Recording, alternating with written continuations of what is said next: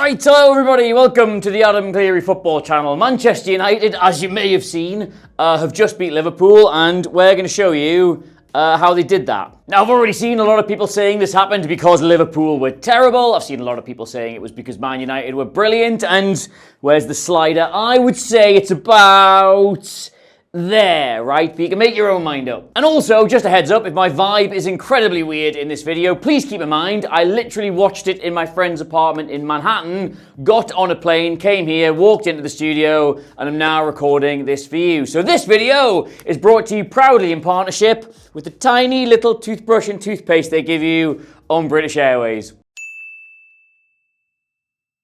Alright, so we're going to start with the game plans, right? And this was Liverpool's 11, and the reason I'm showing you Liverpool's 11 and not Man United's is because this will contextualise what Man United did, so just bear with me. Okay, the problem they've had is they can't get enough out of Alexander Isak, so here they wanted both Szoboszlai and McAllister to be as close to him as possible. Now, Szoboszlai's there to help off the ball. He's Liverpool's best presser, so putting him up around Isak takes some of the responsibility off him. And McAllister is an excellent creator, so you put him in that area, then theoretically you've got someone who can feed him the ball. Now, that is, I think, quite smart, and it is a lot better for Isak, but the consequence, the knock-on effect, is that it keeps Gakpo and Salah a lot wider. They're not really getting into these spaces because they need to play out here. And you could see that really early on. Salah especially was being forced to have a lot of his touches out on the right-hand touchline, which is obviously not ideal for him, but I'm just going to put in, right, Man United's back five that they have when they're defending. I think Arne Slot's hope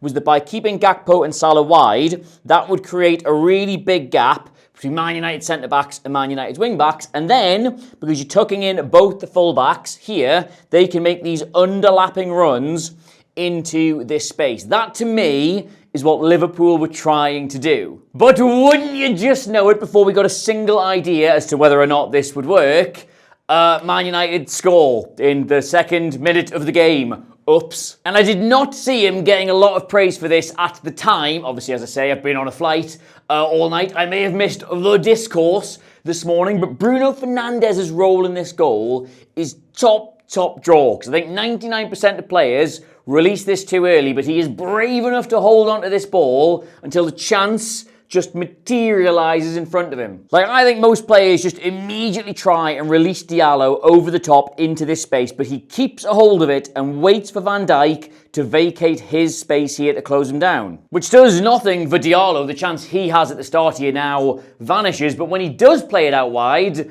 look at the arrangement of Liverpool's defenders. Look at the shape he has moved them into. You can see it a lot better from that weird spider camp thing, but if you look at Mbeumo here getting his head down for this run, he knows there is a disruption he can capitalise on. Diallo slips him in, he runs off the back of Van Dijk, it's a great finish, it's 1-0, and Manchester United now immediately have something they can hold on to in this game, so they can be a lot more disciplined in the areas where they're getting targeted. And just as a total aside to all of this, right, obviously in the build-up to that goal, Van Dijk absolutely clatters McAllister, and I have seen people saying, should the game not have been stopped? I don't know. I assumed it would have been, but it wasn't for whatever reason. But I think the knock-on effect of McAllister getting hit so hard, he had cartoon birds flying around his head for the rest of the first half, did have a big impact on Liverpool. Like, the guy doesn't win a single duel or complete a single defensive action in this entire game. And I think getting your shit rocked by the biggest player on your own team at this early juncture probably is a reason for that. But yes, anyway, that's just an opinion. Anyway, Manchester United from the second minute in this game are in a position where they can be very smart defensively, which they were, and I will show you, but I actually think it's how they set up to get at Liverpool throughout the whole game, which is the best and most impressive thing about this. But to start, right, these are Liverpool's average positions across that 90 minutes. You can see Salah is quite wide out to this side, and Isak, for a change, is actually pulling more out to the right-hand side than he is to the left. So theoretically, Man United have a big problem in this area. But now, let's also overlay Man United's average positions and look at Fernandes and Casemiro. Now, normally, it's Casemiro on the right, Fernandes on the left, because they're both a lot more comfortable with the passing angles available to them on those respective sides. But here, Fernandes is sort of like the left-sided central midfielder and very deep, and Fernandes is pushed on almost as a 10. But just to go back to Casemiro here, his positioning is the important thing, because now they've got a player just basically sitting in the areas where Isak wants to receive the ball, in the areas where Salah wants to carry the ball, and in the space where Conor Bradley, undoubtedly the more dangerous of the underlappers, he does that better than Kirkez, would have been running into. They've got a wall there. There's a great moment early on where Casemiro is just sitting in this exact area. Liverpool play inside to Alexis McAllister, and he just flattens him so hard that he sends him flying into Mateus Cunha, and Man United get a foul for that. Like, Casemiro uses McAllister as a bowling ball. And annoyingly, actually, the best example of all this, Sky managed to miss because they cut to a close-up of Mo Salah as it's happening. But use your imagination, fill this in. Like you can see here, him and Fernandes, they have swapped around on the sides they're usually comfortable with.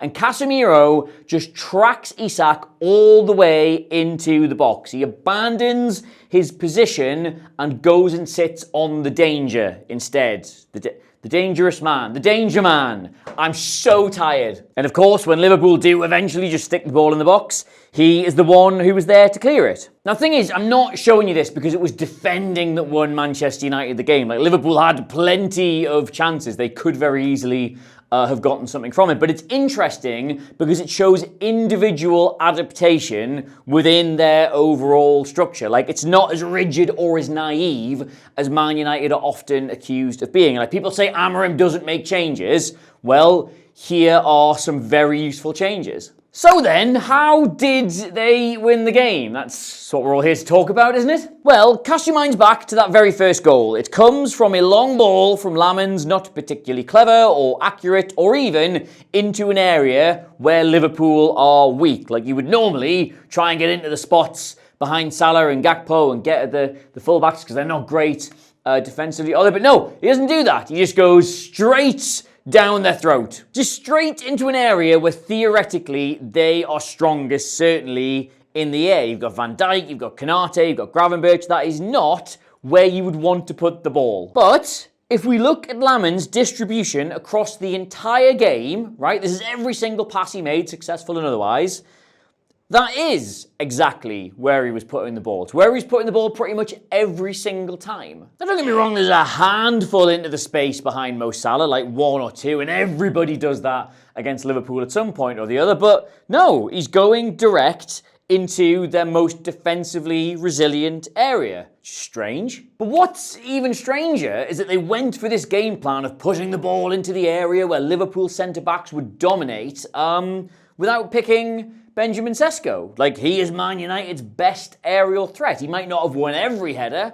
against Van Dijk or Konate, but he would have won some instead of none. But that was precisely the idea. As the first ball comes in, Liverpool's entire back four is here, with the two midfielders practically sitting on top of them. And what has happened here is that Liverpool's back four and the two in front of them have dropped off, anticipating that this kick is going long, which is the sensible thing to do. But it does create this enormous disconnect between those six players and the four they're using to press. And because, as we have discussed many times, Arne Slot always wants that extra man at the back, that +1, as it's called, and Man United are attacking with 5, then none of these six players can really, at this point in the game, join in with the press. So, when the kick comes long, all 6 of these players drop back, making the gap even worse, and look where Man United have positioned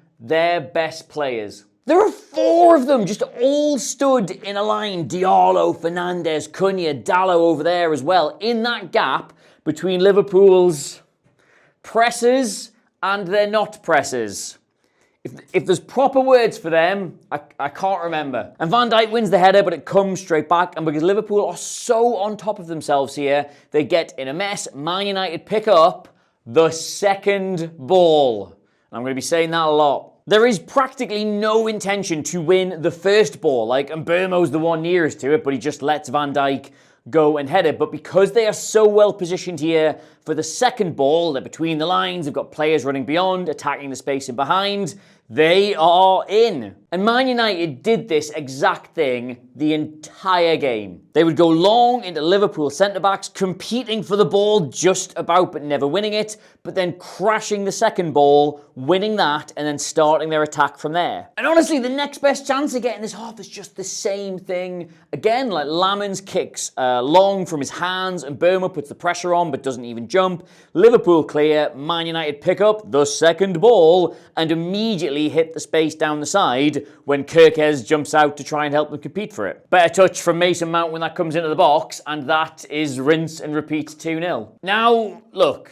right, this may not be the most detailed video I've ever done because I do quite desperately need to sleep, but suffice to say, Arne Slot recognised what was going on. He made some adaptations to this. He made Liverpool more competitive for those second balls, and that allowed them to assert more and more control on the game. And because that was happening, Man United sat further and further off. They got less aggressive with what they were doing, to the point where there was nobody even there to compete for those second balls. Like, there's a moment, I think 70-something, 72 minutes in, when Lammens goes long, and there's just not a single player in Liverpool's half. It rolls straight through, they get it back, and they attack again. And it was at this point, watching it, where I started to think, they may be in trouble here. Amorim even brought Sesko on to try and compete for the first balls for the first time in the game and drag the team up the pitch behind them, but that didn't really stick. So the Liverpool goal, when it finally arrives, had been coming. Like, they've got 7 players in the final 30 here, and yes, it's incredibly scrappy and you'd be gutted to concede it, but that is what sustained heavy pressure can do to you. But the most important thing about this entire game is that Liverpool do equalise, and they've got the momentum, and they've got the crowd, and Man United do not have a history of doing well in these situations, and yet Man United do not crumble. In fact, they go on and win it. So why? Why? Well, the boring answer, which is true annoyingly, is that they got themselves into a really compact, really deep, proper 4-5-1, matched Liverpool up man for man, and then just made it hard for them to break them down. But the fun answer, which does also happen to be true, is that they scrapped them for it. It is that exact same competitiveness that gets them the first goal, right? It is shanked out by the goalkeeper, and Maguire aggressively steps up to win this header. And he is 100% fouled here, but Man United, you owe this referee an enormous debt of gratitude, because he puts that whistle to his lips and just decides at the last seconds, I'll see what happens here. He plays on, and maybe because it looked so much like a foul, Sesko, Fernandes and Cunha are a lot more alive to this loose ball than Konate, Wirtz and Szoboszlai. And it's a little interchange between the three of them of genuine quality that gets Cunha in and forces Liverpool to concede the corner. Like, the referee gives that as a free kick. I don't think Man United commit too many players forward. Probably nothing comes of this, but the fact he plays on and those three want it more than Liverpool do, get them a corner. And, well, you remember what happens. Like, the delivery's fine and the shot from Mbeumo is fine, but that first time return from Bruno Fernandes is as good, if not better. In fact, it is better. It's absolutely loads better than that little moment of composure he had for the first goal to bait Van Dijk out. I don't know how many players in the Premier League are capable of this ball, first time, this deftly, this accurately. And if you will be so kind as to recall when the narrative around him was he was somehow Man United's biggest problem, and we did the video saying, if Bruno Fernandes is your biggest problem, you have bigger problems. You've just got to look at moments like that. That is a special thing to do, and very few players can do it. And more importantly, it gets them their first win at Anfield in 64,000 years. Now, I've seen some people saying the marking was terrible here, right? But Gakpo and Jones, as attackers, I think understandably when that ball is cleared are thinking, right, we've got to win this game. Let's get out so we can receive it if we get it back. So they push up, but Man United all stay in the box because Man United know what Bruno Fernandes can do. They're not worried about this ball not coming back in. And if you just stop it at this exact moment, you can see Curtis Jones realise the mistake they have made. He looks all too late to realise they have left 3 players at the back post. And if it wasn't Harry Maguire who scored this, it would have been Dorgu or it would have been De Ligt. And I have to be completely clear about this, right? Liverpool still had the chances to get back into this game. Christ, they had the chances to win this game over the course of the 90 minutes, but this is just what you have to do, no matter how bad form they're in, if you want to go to Anfield and get a win. You set up smartly, you find a way to show your own quality and hope they don't show theirs. And I'm not trying to take the fun out of any of this, right? But if you think back to that early Isak chance, that really bad Gakpo miss, Mo Salah somehow forgetting how feet work, Liverpool, on another day, probably win this quite comfortably. But if you're a Man United fan, so fucking what? They didn't. This is the closest that Man United fan big hair guy has come to having a trim in like 13 months. It's fun to explain how it all happened to you, but I wouldn't deep it too much. Just enjoy it. Anyway though, yes, I could have done a full other 10 minutes in this video explaining why it still isn't working for Liverpool, why the fullbacks are a really big problem, why they somehow need to play Dominic Szoboszlai in 3 different positions at once, but 1, I do suspect it'll be mostly Man United fans watching this, and lol, as if you care about